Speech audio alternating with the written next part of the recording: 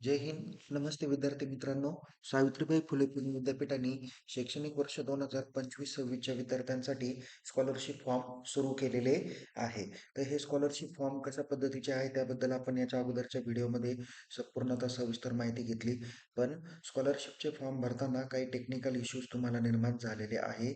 यामध्ये मार्क्स कसे कॅल्क्युलेशन करायचे, लास्ट डेट काय आहे, तसेच काही विद्यार्थी असे आहेत की ज्यांनी अप्लाय केलेला आहे, पण अप्लाय करत असताना काही त्यांना तांत्रिक अडचणी येतात, ओ-टी-पी दुसऱ्याच नंबरला जातोय.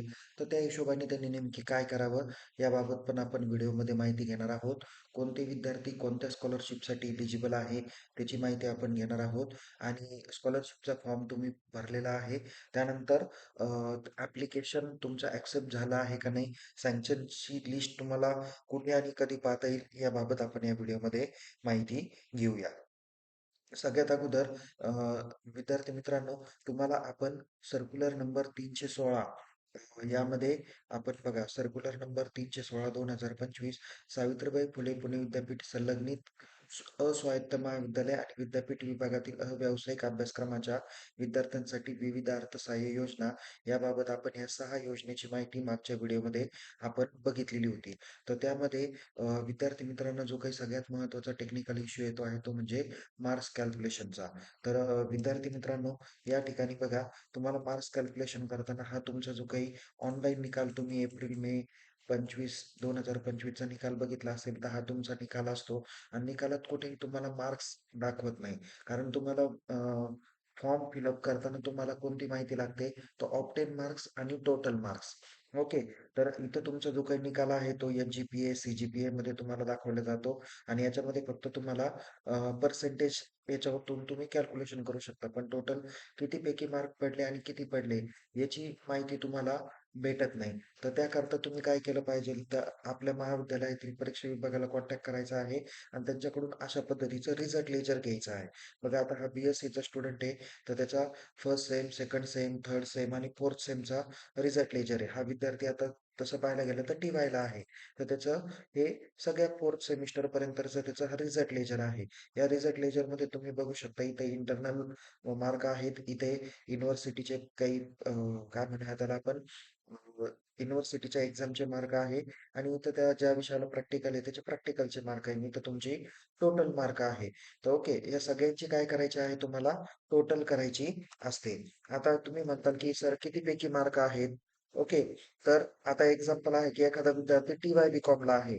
तर त्याचे मागच्या वर्षाचे मार्क म्हणजे त्याचे एस-वायचे मार्क त्याचे कन्सिडर करायचे आहे. तर एस-वायमध्ये त्याला सेमिस्टर बघा या पद्धतीचे त्याला दाखवलेले आहे. ओके. सो इथे एस-वायच्या निकालामध्ये त्याला सुद्धा रिझल्ट लेजर बघितलं, तर इथं बघा 76, 73, 58, 68, 63, 76, 36 अशा पद्धतीच्या टोटल मार्कांची बेरीज त्यांनी करायची पाहिजे. आता इथे 231 ते 236 प्रत्येक विषयाला 100 पैकी मार्क आहे. 239ला 50 पैकी मार्क आहे. नंतर 241, 42, 43, 44, 45, 46ला 100 पैकी मार्क आहे. तर 249ला 50 पैकी मार्क आहे. म्हणजे जे विद्यार्थी टी-वायला आहे त्यांचे एस-वायचे मार्क किती पैकी येणार? 1300 पैकी. ओके. आता इथं मी तुम्हाला बी-एस-सीचा निकाल दाखवलेला आहे. तर त्याच्यात थर्ड सेमिस्टर आहे. त्या थर्ड सेमिस्टरमध्ये टोटल तुम्हाला 11 सब्जेक्ट दाखवलेले आहेत. 1, 2, 3, 4, 5, 6, 7, 8, 9, 10 आणि 11. म्हणजे हे 11 सब्जेक्ट प्रत्येकी 50 मार्काचे. म्हणजे 550 मार्काला थर्ड सेम आणि 550 मार्काला फोर्थ सेम. म्हणजे असे 1100 पैकी मार्क कन्सिडर करावे लागतील. म्हणजे इथे तुमचा जो काही सगळ्यात महत्त्वाचा प्रश्न होता, की इथला टेक्निकल प्रॉब्लेम तुमचा, की मार्क्स कॅल्क्युलेशन कसे करायचे? तर तुम्हाला कॉलेजकडून रिझल्ट लेजर घ्या किंवा हार्ड कॉपी जर का तुमच्याकडे रिझल्टची असेल, तर त्यामध्ये पण तुमचा टोटल मार्कांचा कॉलम दिसेल. ते मार्क तुम्ही काय करा? कन्सिडर करा. ओके. तर तुमचा टेक्निकल इश्यू हा मार्क्स कॅल्क्युलेशनचा झाला. त्यानंतर लास्ट डेट ॲप्लिकेशनची काय आहे? तर तुम्ही ऑनलाईन जे काही स्कॉलरशिपचे फॉर्म आहे, ते 10 जानेवारी 2026 पर्यंत तुम्ही भरू शकता. एलिजिबल स्टुडंट कोण आहे? तर बघा, इथे परिपत्रक क्रमांक 316 ऑलरेडी मी तुम्हाला दिलेला आहे. आता या व्हिडिओनंतर पुन्हा मी ग्रुपला हे परिपत्रक टाकतो. या परिपत्रकामध्ये इथे बघा, प्रत्येक स्कॉलरशिप आहे. या स्कॉलरशिपमध्ये तुम्हाला इथे मी वन बाय वन सगळ्यात प्रथम क्रांतीज्योती सावित्रीबाई फुले स्कॉलरशिप घेऊया. तर ही किती विद्यार्थ्यांना आणि किती रुपये दिली जाते? तर यू-जीच्या 2000 मुलींना आणि पी-जीच्या 500 मुलींना, असे फक्त ही मुलींसाठीच योजना आहे. त्याकरता याला 2,500 मुलींसाठी दिली जाते, प्रत्येकी ₹5,000 पद्धतीने. यामध्ये केवळ अस्वायत्त, अव्यावसायिक महाविद्यालयातील मुलींकरता आहे. म्हणजे जे विद्यार्थी प्रोफेशनल कोर्सला आहे, मुली, त्यांना ही स्कॉलरशिप लागू होणार नाही. म्हणजे बी-एडचा कोर्स आहे, हा व्यावसायिक कोर्स आहे. एम-बी-एचा कोर्स व्यावसायिक कोर्स आहे. त्या अशा मुलींना ही स्कॉलरशिप दिली जाणार नाही. त्यांना दुसऱ्या स्कॉलरशिपला अप्लाय करता येईल. यामध्ये काही महत्त्वाच्या अटी आहे, की मुलींना 50% पेक्षा जास्त गुण पाहिजे, 75% अटेंडन्स पाहिजे, ती विद्यार्थिनी नियमित पाहिजे. त्याचबरोबर ए-टी-के-टी तिला चालणार नाही. वडिलांचं उत्पन्न 2.5 लाखापर्यंत असावं, त्याच्यापेक्षा जास्त असू नये. असे काही महत्त्वाच्या टर्म्स कंडिशन आहे. त्यानंतर आणखीन काही आहे, की त्या विद्यार्थिनींनी कॉपी केस होता कामा नये आणि ए-टी-के-टी असता कामा नये. असे काही महत्त्वाच्या बाबी क्रांतीज्योती सावित्रीबाई फुलेच्या बाबतीत सांगितलेल्या आहे.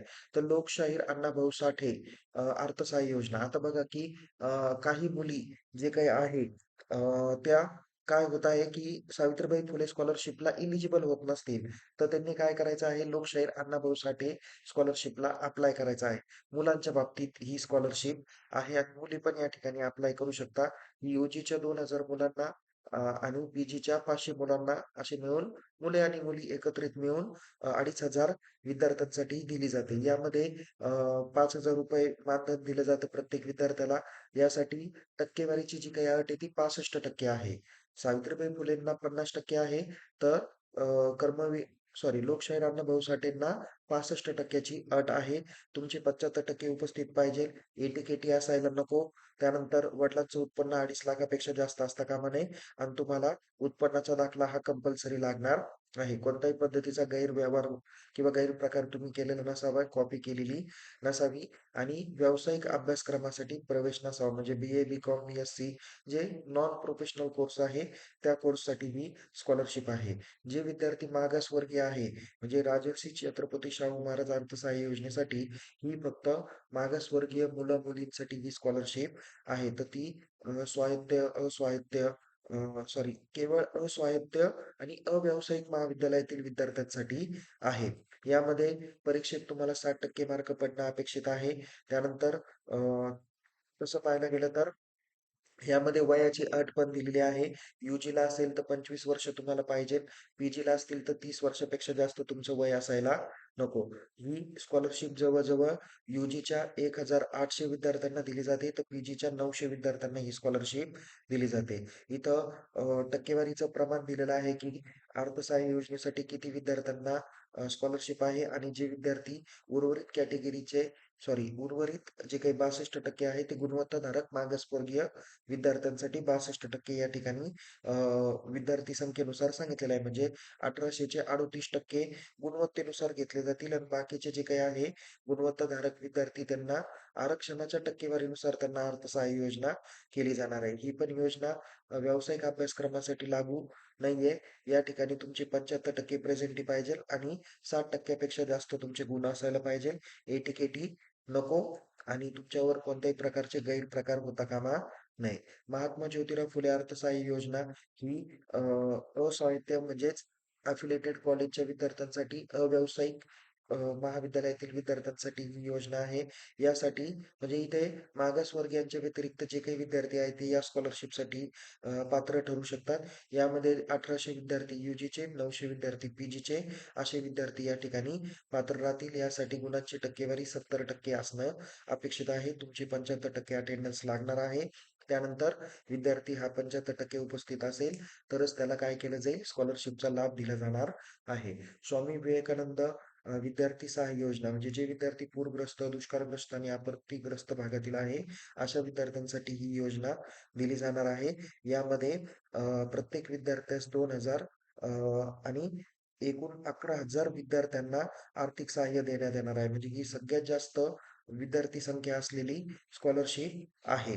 ओके आणि तसं पाहायला गेलं तर किंमत कमी आहे. म्हणजे दिलं जाणारं मानधन ₹2,000 प्रमाणे एकूण 11,000 विद्यार्थ्यांना अर्थसहाय्य देणार आहे. विद्यार्थ्यांची अटेंडन्स ही 75% असली पाहिजे. यामध्ये व्यावसायिक आणि अव्यावसायिक अशा दोन्ही अभ्यासक्रमांना प्रवेश घेतलेल्या विद्यार्थ्यांना ही स्कॉलरशिप दिली जाणार आहे. ओके. त्यानंतर इथे गुणांची काही आकडेवारी सांगितलेली नाही की किती गुण पाहिजे, बट सगळ्या विद्यार्थ्यांना ही स्कॉलरशिप देण्याचा प्रयत्न केलेला आहे. फक्त तो विद्यार्थी आपत्तीग्रस्त भागातला असला पाहिजे किंवा दुष्काळग्रस्त भागातला असला पाहिजे. विद्यार्थ्यांनी आपल्या महाविद्यालयाचं हमीपत्र भरून घेतलं पाहिजे. या ठिकाणी की तो पूरग्रस्त, दुष्काळग्रस्त आणि आपत्तीग्रस्त भागातील आहे त्याचा दाखला त्याला देणं गरजेचं आहे. नंतर छत्रपती शिवाजी महाराज अर्थसहाय्य योजना ही व्यावसायिक आणि अव्यावसायिक तसंच जे विद्यार्थी ऑटोनॉमस अफिलेटेड महाविद्यालयात आहे, विद्यापीठातील विद्यार्थी आहे, विद्यापीठाच्या विभागातील या सर्व विद्यार्थ्यांना ही स्कॉलरशिप मुलं आणि मुलींना दिली जाते. तर या परीक्षेत त्यांनी सांगितलेलं आहे, की 2024-25च्या अंतिम वर्षातील जे काही विद्यार्थी आहे, म्हणजेच ते एप्रिल 25च्या फायनल इयरचे जे काही विद्यार्थी आहे, उन्हाळी सत्राच्या संबंधित अभ्यासक्रमाच्या अंतिम परीक्षेत सर्व विद्याशाखांमधून सर्वाधिक गुण मिळवणाऱ्या कॉलेज, इन्स्टिट्यूशन किंवा युनिव्हर्सिटी डिपार्टमेंट टॉपर प्रत्येक महाविद्यालय, परिसंस्था आणि विद्यापीठ विभागात फक्त एका विद्यार्थ्यास ₹5,000 अर्थसहाय्य देण्यात येणार आहे. म्हणजे इथे तुमच्या महाविद्यालयातील त्या विभागाच्या फक्त एका म्हणजे अभ्यासक्रमानुसार एका विद्यार्थ्याला ती स्कॉलरशिप दिली जाणार आहे. आता ही व्यावसायिक आणि अव्यावसायिक विद्यार्थी कॉलेज किंवा इन्स्टिट्यूशनच्या टॉपर विद्यार्थ्यांना आहे ₹5,000 आर्थिक सहाय्य आहे. आता जेवढेही महाविद्यालय आहे तेवढे महाविद्यालय त्याला ॲप्लिकेबल आहे. विद्यार्थी संख्येची काही अट नाही. ओके. 75% उपस्थित पाहिजे आणि कॉलेजचे प्राचार्य किंवा परीक्षा विभाग किंवा विभाग प्रमुख यांनी फक्त एका टॉपर विद्यार्थ्याची शिफारस करायची आहे. अर्थसहाय्य योजनेचा लाभ घेणाऱ्या विद्यार्थ्यास कोणताही पगारी नोकरी स्वीकारता येणार नाही. त्याच्याकडे कोणताही गैरप्रकार असता कामा नये, असं विद्यार्थ्यांनी प्राचार्यांच्या हमीपत्रावर लिहून घेणं अपेक्षित आहे. अशा या टर्म कंडिशन अ, यांच्या आहे म्हणजे तुम्हाला कळलं असेल या ठिकाणी इलिजिबल स्टुडंट कोण आहे. ओके. त्यानंतर इथे तुम्हाला कोणकोणत्या विद्यार्थ्यांना कोणकोणते डॉक्युमेंट्स लागणार आहे त्याची एक यादी या ठिकाणी तुम्हाला दिसून येईल. बघा या ठिकाणी महात्मा ज्योतिराव फुले अर्थसहाय्य योजना या ठिकाणी तुम्हाला mark list, bank passbook, photo, सही, 75% उपस्थितीचं पत्र तुम्हाला लागेल. तर कॉलेजकडून तुम्ही काय करायचं, इथे 75% उपस्थितीचं पत्र तुम्ही घ्यायचं आहे. नंतर स्वामी विवेकानंद अर्थसहाय्य योजनेसाठी फक्त इथे तुम्हाला एक्स्ट्रा जे काही डॉक्युमेंट आहे ते महाविद्यालयाचं किंवा प्राचार्यांचं महाविद्यालयाच्या प्राचार्यांचं शिफारस पत्र तुम्हाला पूरग्रस्त, दुष्काळग्रस्त भागातील आहे ते लागणार आहे. बाकी स्कॉलरशिप ॲज इट इज सगळ्या जणांना सारखेच डॉक्युमेंट आहे. म्हणजे थोडक्यात तुमचा फोटो तुम्हाला लागेल, सिग्नेचर लागेल, तुमचं बँक पासबुक, इन्कम सर्टिफिकेट, कास्टमधले विद्यार्थी असेल तर कास्ट सर्टिफिकेट, फायनल इयरचं किंवा पाठीमागच्या वर्षातलं मार्क लिस्टची PDF तुम्हाला लागणार आहे आणि बँक पासबुक पण तुम्हाला लागणार आहे. महाविद्यालयात 75% उपस्थित आहे, त्याचं उपस्थिती पत्र पण तुम्हाला लागणार आहे आणि दुष्काळग्रस्त किंवा पूरग्रस्त भागातील विद्यार्थी आहे त्यांना प्राचार्यांचं शिफारस पत्र लागणार आहे. अशा पद्धतीने तुम्हाला रिक्वायर्ड डॉक्युमेंट्स लागणार आहे. ओके. सो या ठिकाणी आपण ती पण माहिती बघितली. आता सगळ्यात शेवटी तुम्हाला ॲप्लिकेशन ॲक्सेप्ट झालं किंवा सँक्शन झालं त्याची लिस्ट तुम्हाला कुठे पाहता येईल. तर तुम्ही unipune.ac.in या ऑफिशियल होम पेजला जा. या ठिकाणी सिलेबसच्या इथे तुम्हाला स्कॉलरशिप पोर्टल दिसेल. तर या पोर्टलवर काय करा, क्लिक करा आणि ते स्कॉलरशिप पोर्टलला for scholarship circular click here या बटनावर तुम्हाला क्लिक करायचं. आता या ठिकाणी तुम्हाला काही डॉक्युमेंट दिसत नाही. अप्लाय केलेल्या सर्व विद्यार्थ्यांना जी काही स्कॉलरशिप आहे ती सँक्शन झालेली यादी तुम्हाला या ठिकाणी बघता येईल. ती मार्च महिना किंवा एप्रिल महिन्यापर्यंत तुम्हाला त्याचं जे काही पेमेंट आहे ते तुम्हाला भेटून जाईल. तर त्याची जी काही अपडेटेड यादी येईल ती आपल्या टेलिग्राम चॅनलला आणि यूट्यूब चॅनलला आपण शेअर करणार आहोत. त्यामुळे तुम्ही यूट्यूब चॅनल आणि टेलिग्राम चॅनलला सबस्क्राईब करायला विसरू नका. तसेच या ठिकाणी मी तुम्हाला एक अटेंडन्स शीट जे काही प्रेझेंटीचा 75%चा जो काही काय म्हणूया त्याला आपण अटेंडन्स शीटचा प्रेझेंटीचा रिपोर्ट आहे असं कॉलेजचं लेटर असतं आणि यामध्ये तुम्हाला सर्टिफाय दॅट की त्या विद्यार्थिनीचं पूर्ण नाव, कोणत्या वर्गाला शिकत आहे, कोणत्या वर्गात शिकत आहे, त्याचं डेट ऑफ बर्थ काय आहे, कॉलेजची अटेंडन्स किती टक्के आहे, एलिजिबिलिटी नंबर हा सगळा त्याच्यात मेन्शन केला जातो आणि प्राचार्यांचा सही शिक्का पण या ठिकाणी घेतला जातो. तर अशा पद्धतीचे डॉक्युमेंट्स तुमचे असायला हवे. ओके. तर या पद्धतीने ते एक सांगितलेलं आहे आणि दुसरी एक महत्त्वाची माहिती की तुम्ही ज्यावेळेस स्कॉलरशिप फॉर्मला अप्लाय करता, तर अप्लाय केल्यानंतर तिथे तुम्हाला जर का काही टेक्निकल प्रॉब्लेम आला असेल, तर मी टेक्निकल इश्यू झालेला जो काही आहे तो विद्यापीठाला मेल करण्याचा मेल आयडी तुम्हाला या व्हिडिओच्या डिस्क्रिप्शन बॉक्समध्ये देणार आहे.